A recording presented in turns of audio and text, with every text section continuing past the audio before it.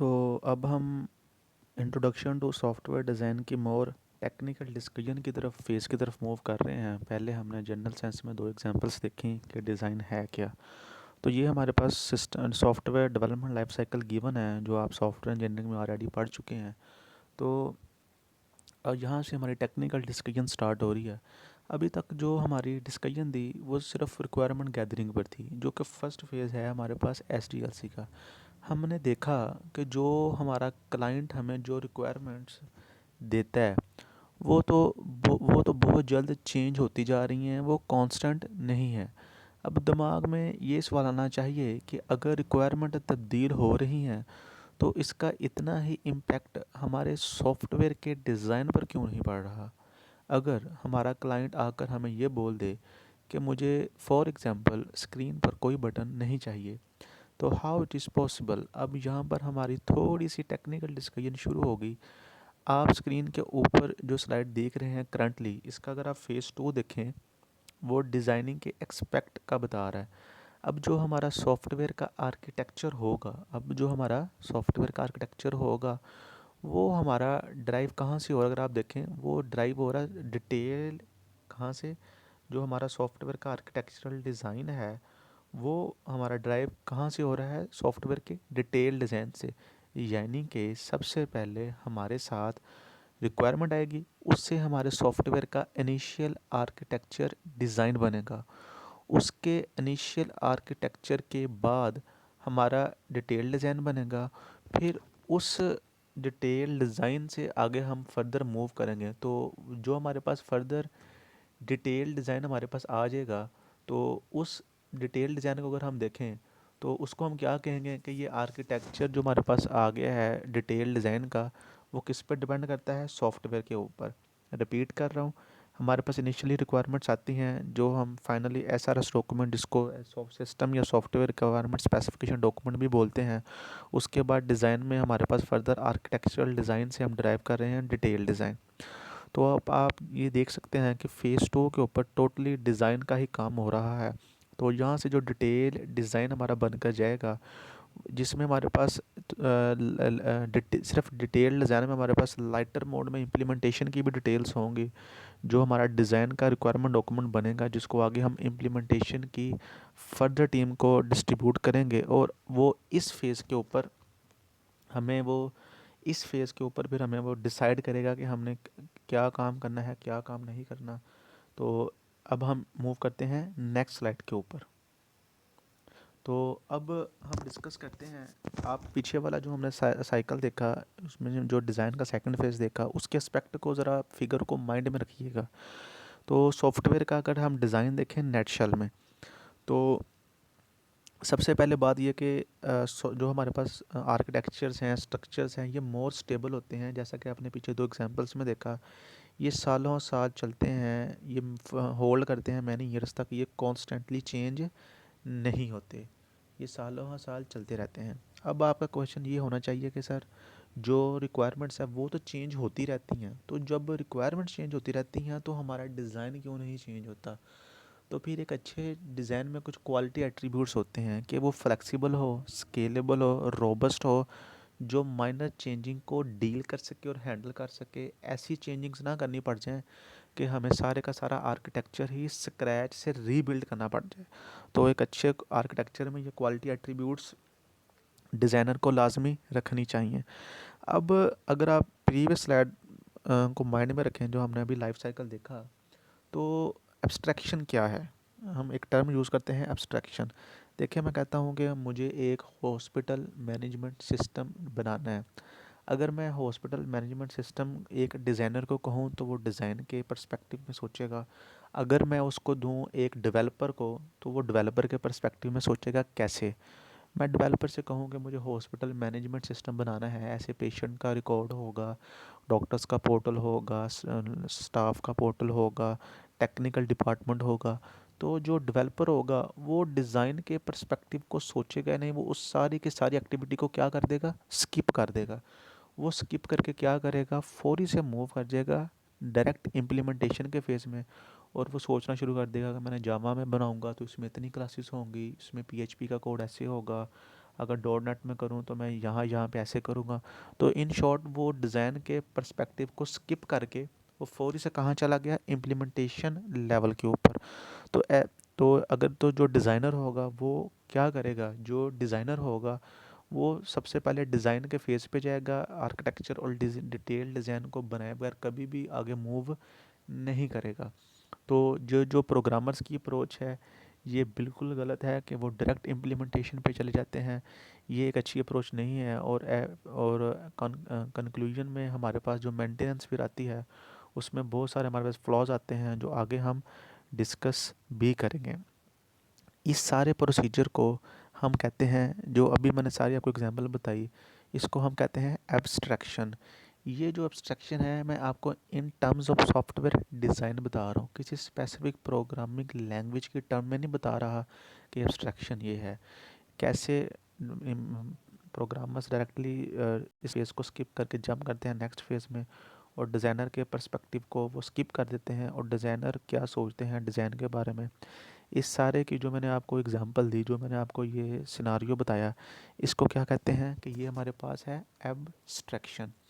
तो स्ट्रक्चर्स क्योंकि हमारे पास टेबल्स होते हैं, साल हाँ साल चलते हैं, फिर हम जो हमारे पास सॉफ्टवेयर का डिज़ाइन होता है स्ट्रक्चर का, उसको हम सब सिस्टम्स में डिवाइड कर लेते हैं। और सब सिस्टम में डिवाइड करने के बाद उनको हम मैनेज करते हैं। जो हर एक सब सिस्टम होता है वो स्पेसिफिक सेट ऑफ रिक्वायरमेंट्स को क्लियरली फुलफ़िल कर रहा होता है कि ये वाले रिक्वायरमेंट्स इस आर्किटेक्चर के इस सब सिस्टम में फुलफ़िल हो रही हैं, और ये वाली रिक्वायरमेंट्स आर्किटेक्चर के इस सब सिस्टम में फुलफ़िल हो रही हैं। तो अगर हम ये राइट वे में करते जाएँ तो फर्दर हम आगे से आगे एब्स्ट्रैक्शंस की तरफ मूव करते जाते हैं। तो अल्टीमेटली जो हमारा सॉफ्टवेयर डिज़ाइन करने का गोल है वो उसको ये अंडरस्टैंड करना है कि रिक्वायरमेंट्स में और डिज़ाइन में इंटर रिलेशनशिप क्या है, ताकि हम लोग क्लासिफाई कर सकें जो हमारे पास आर्किटेक्चरल पैटर्न के डिफरेंट लेवल्स हैं, और इनका जो डिज़ाइन पैटर्न के साथ रिलेशनशिप है उसको हम अचीव कर सकें। अल्टीमेटली हमारा ये टास्क करने का गोल ये है। तो अब हम मूव करते हैं नेक्स्ट स्लाइड पे। यहाँ पे इस स्लाइड को अगर आप लोग देखें, ये हमें बता रहा है इम्पोर्टेंस ऑफ सॉफ्टवेयर डिज़ाइन। अगर आप अपने राइट साइड पे जो फिगर देख रहे हैं ये है आ प्रोसेस विदाउट डिज़ाइन। तो इसमें देखें डिज़ाइन का कोई भी फेज़ नहीं है, डायरेक्ट हमारे पास रिक्वायरमेंट्स आई, और हमारे पास जो प्रोग्रामर्स है, जैसे मैंने पीछे आपको इंस्ट्रक्शन में बताया कि प्रोग्रामर्स डिज़ाइन फेज़ को कैसे स्किप करते हैं कुछ for the sake of to kill some time, वो डायरेक्टली मूव कर जाते हैं इम्प्लीमेंटेशन फेज़ पे। देखें उन्होंने डिज़ाइन को फौरी से स्किप किया और रिक्वायरमेंट से डायरेक्टली जंप करके इम्प्लीमेंटेशन के ऊपर, और इम्प्लीमेंटेशन से आके टेस्ट किया, और आगे आपको ऊपर क्लाउडी सा मेंटेनेंस नज़र आ रहा है कि अगर हम डिज़ाइन फेज़ को स्किप कर दें तो ये क्लाउड मेंटेनेंस के शो कर रहे हैं कि हमारा ओवरहेड, हमारी टेंशन, हमारी फटीक बहुत बढ़ जाती है, क्योंकि हमारे पास कोई सिस्टमेटिक डिज़ाइन की अप्रोच नहीं थी, कोई हमने रूल्स रेगुलेशंस को स्किप कर दिया, हम रिक्वायरमेंट से डायरेक्ट इम्प्लीमेंटेशन की तरफ गए, और हम फिर हमारे पास एट द एंड मेंटेनेंस में कितना ज़्यादा फ्लॉज आएगा, ओवरहेड होगा, कितना डिफ़िकल्टी होगी। ऑन द लेफ़्ट साइड अगर आप देखें आप प्रोसेस विद डिज़ाइन के, डिज़ाइन हमने पास रिक्वायरमेंट्स आई, हम डायरेक्ट इम्प्लीमेंटेशन पे मूव नहीं किए, हमने डिज़ाइन की एक्टिविटी को इन्वॉल्व किया, डिज़ाइनर के पर्सपेक्टिव को लेकर आए, हमने आर्किटेक्चरल डिज़ाइन को देखा, उधर से डिटेल डिज़ाइन को ड्राइव किया, उधर से डिज़ाइन डॉक्यूमेंट हमने जनरेट करके फिर हमने प्रोग्रामर्स को प्रोवाइड किया, उस फाउंडेशन बेस पे उन्होंने इम्प्लीमेंटेशन की, फिर उन्होंने टेस्टिंग की, फिर अगर आप मेंटेनेंस देखें तो एक स्मूथ वे में हमारी मेंटेनेंस भी चल रही है। तो इन दोनों पिक्चर्स में बताया क्या गया है, अब प्रोसेस विद आउट डिज़ाइन हमारा ओवरहेड, हमारी फटीक, हमारी टेंशन, हमारा टास्क, हमारा वर्कलोड बहुत बढ़ जाता है अगर हम डिज़ाइन के प्रिंसिपल्स को फॉलो ना करें। ऑन द लेफ़्ट साइड अगर आप देखें तो अगर हम डिज़ाइन के साथ मूव करें तो हमारी मेंटेनेंस बहुत ही ज़्यादा स्मूथ फ्लो करती है। अगर आप जनरली देखें तो आपकी जो डेवलपमेंट है वो अगर आप 6 मंथ में कंप्लीट कर लेते हैं, 1 ईयर में कर लेते हैं, तो जो मेंटेनेंस है वो तो सालों साल चलती है। पूरे वर्ल्ड में बहुत सारी कंपनीज ऐसी हैं जो डेवलपमेंट के प्रोजेक्ट्स नहीं करती, जो जस्ट मेंटेनेंस के प्रोजेक्ट्स ही करती हैं, और वो कंपनीज इन मेंटेनेंस के प्रोजेक्ट से हैवी रेवेन्यू भी कमा रहे हैं। तो क्योंकि मेंटेनेंस जैसे ही सिस्टम किसी इन्वायरमेंट में डिप्लॉय किया जाता है, न्यू रिक्वायरमेंट्स इमर्ज होती हैं, चेंजिंग्स आती हैं, तो सिस्टम को क्या करना पड़ता है, मेंटेन करना पड़ता है। डेवलपमेंट तो आप एक बार करके फारिग हो जाते हैं, लेकिन जो मेंटेनेंस है ये over the years of years चलती रहती है। तो जब फिर मेंटेनेंस करने की बारी आएगी, अगर आपके पास कोई प्रॉपर डिज़ाइन नहीं है तो आपको बहुत सारी वर्क फोर्स यूज़ करने पड़ेगी, डिफरेंट टूल्स यूज़ करने पड़ेंगे हर बार मेंटेनेंस के लिए।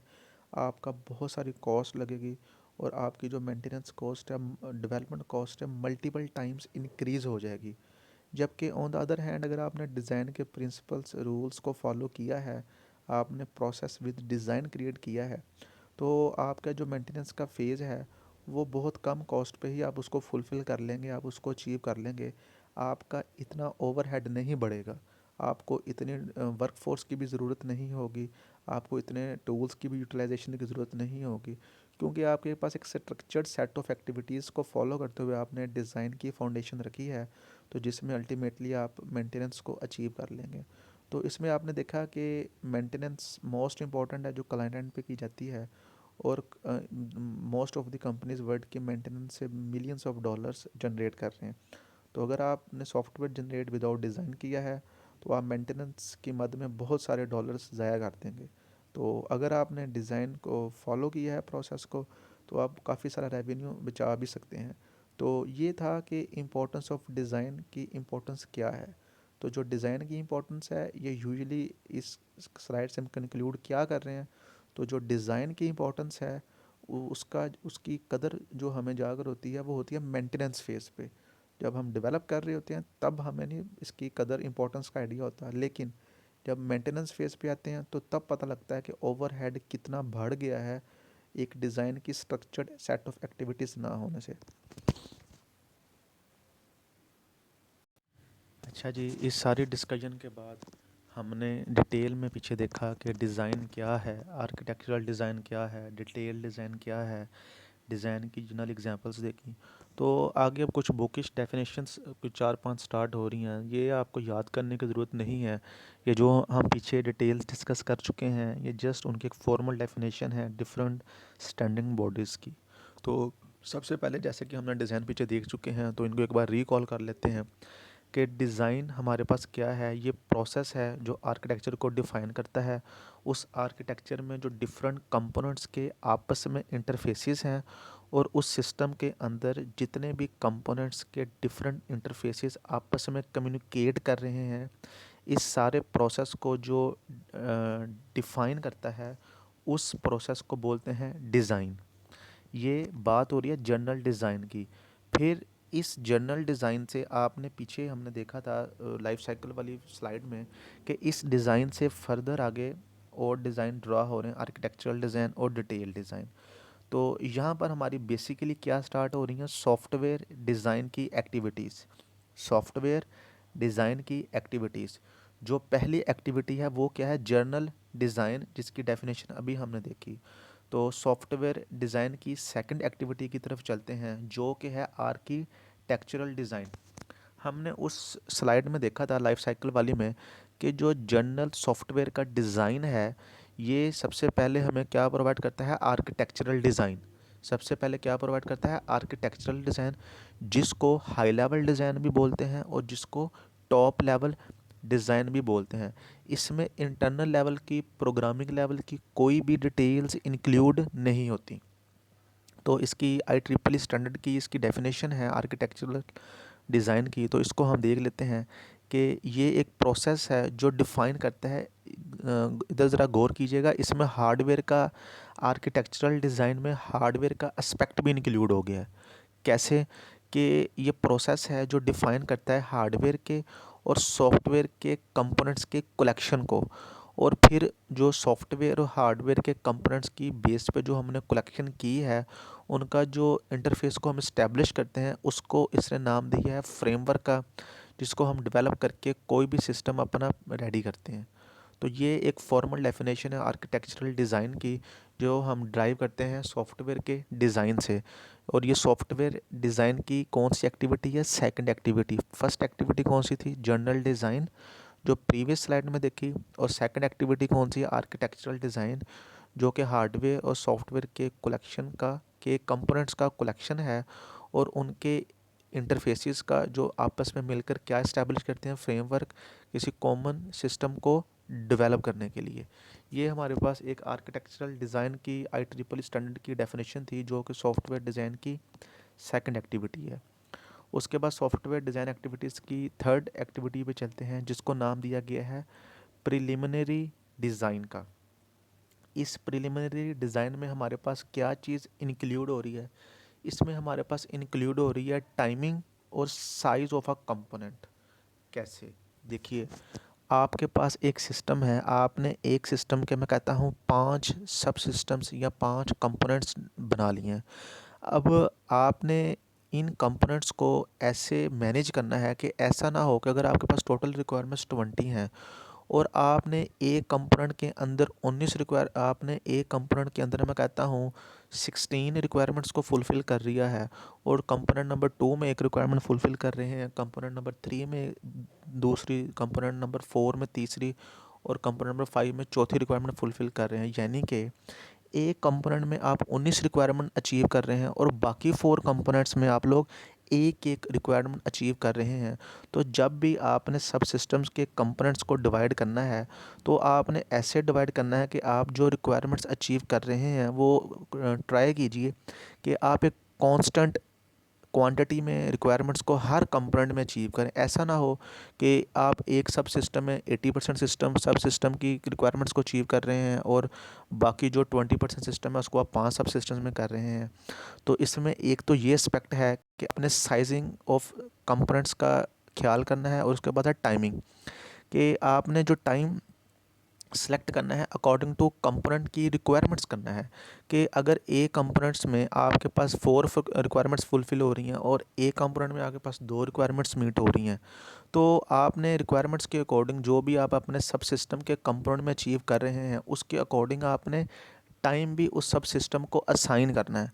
तो प्रिलिमिनरी डिज़ाइन में 2 मेन टर्मिनोलॉजीज़ हमने देखी। क्या-क्या देखी? एक तो आपने जो साइज़िंग करनी है अपने कंपोनेंट के सब सिस्टम की, वो इस अकॉर्डिंग करनी है कि आप हर सब सिस्टम में कांस्टेंट रिक्वायरमेंट्स को अचीव कर रहे हो। सेकंड नंबर पर, अगर आपने किसी में रिक्वायरमेंट्स कम ज़्यादा कर भी ली हैं तो आप अपने सब सिस्टम के कंपोनेंट के अकॉर्डिंग ही उनको टाइम भी एलोकेट करें।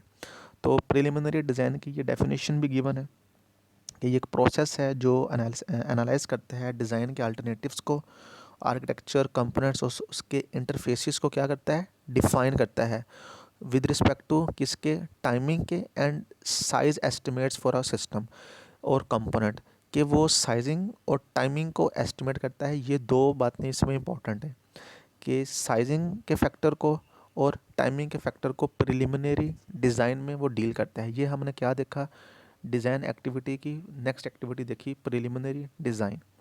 इसके बाद हमारे पास आ जाता है डिटेल डिज़ाइन। अच्छा जी, प्रिलिमिनरी डिज़ाइन हमने सबसे पहले डिज़ाइन देखा, डिज़ाइन के बाद हमने आर्किटेक्चरल डिज़ाइन देखा, आर्किटेक्चरल डिज़ाइन के बाद हमने प्रिलिमिनरी डिज़ाइन देखा, और प्रिलिमिनरी डिज़ाइन के बाद हम अब क्या देख रहे हैं, डिटेल डिज़ाइन।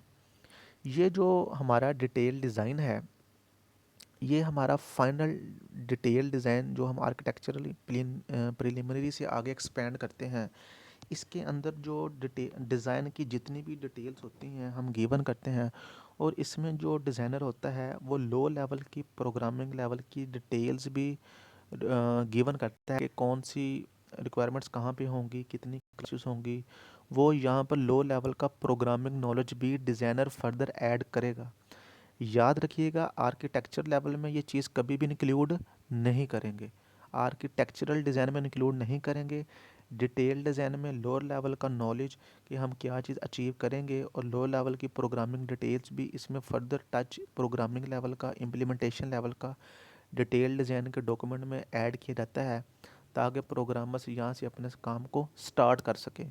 तो डिटेल डिज़ाइन की एक रिफाइंड डेफिनेशन है, तो ये भी हम देख लेते हैं कि डिटेल डिज़ाइन क्या है। ये प्रोसेस है, प्रोसेस ऑफ रिफाइन करता है और एक्सपेंड करना, बढ़ाना, एक्सपेंड करता है प्रिलिमिनरी डिज़ाइन को जो पीछे देख कर आए हैं अभी हम, उस सिस्टम के और कंपोनेंट को, जिसके अंदर वो ये अश्योर करता है कि जो हमारा जितना भी डिज़ाइन का एक्सटेंड था वो सुफिशेंटली हमने इम्प्लीमेंट कंप्लीट कर लिया है या नहीं कर लिया।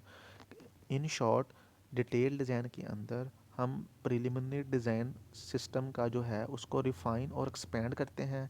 क्या करने के लिए? ये अश्योर करने के लिए कि जो हमारा सिस्टम है वो सफिशिएंटली इम्प्लीमेंटेड हो चुका है या नहीं। तो डिटेल डिज़ाइन में हमारे पास लो लेवल की भी हम इसमें डिटेल्स का टच रखते हैं। इसमें प्रोग्रामिंग लेवल का थोड़ा सा नॉलेज होना डिज़ाइनर के लिए ज़रूरी है, लेकिन आर्किटेक्चरल लेवल में ऐसी कोई बात नहीं है।